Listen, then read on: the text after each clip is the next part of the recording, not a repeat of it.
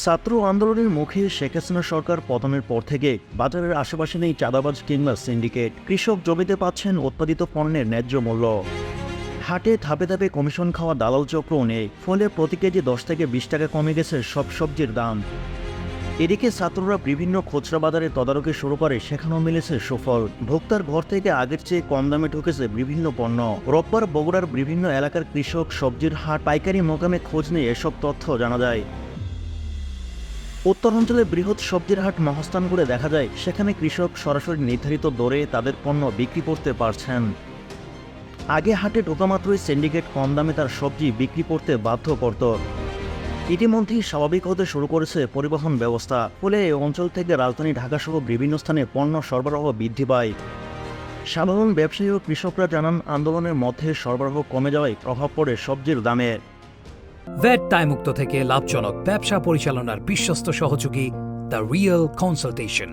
স্বচ্ছ ভ্যাট আইনে দক্ষ ন্যায্য ভ্যাট প্রদানে। এখন পণ্য নিয়ে সিন্ডিকেট কিংবা পরিবহনে চাঁদাবাজি নেই, ফলে দাম কমিয়ে রাখা সম্ভব হচ্ছে। তারা আরও জানান, পণ্যের দাম বাড়ার পেছনে মূলত ব্যবসায়ী সিন্ডিকেটরাই দায়ী। এখন সেটা ভেঙে পড়ার আগের চেয়ে দাম এখন অনেক কম। মহাস্থান হাটে সব ধরনের সবজির দাম কমেছে।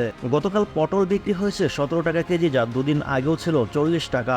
ঢেঁড়সের কেজি 60 টাকা থেকে নেমে হয়েছে 40 টাকা। আর পেঁপে বিক্রি হচ্ছে 20 থেকে 25 টাকা কেজিতে, যা ছিল 40 টাকা আগে। কাঁচামরিচের দাম কমে 120 থেকে 150 টাকা প্রতি কেজি বিক্রি হচ্ছে। এক সপ্তাহ আগেও প্রতি কেজি কাঁচামরিচ ছিল 200 টাকার উপর।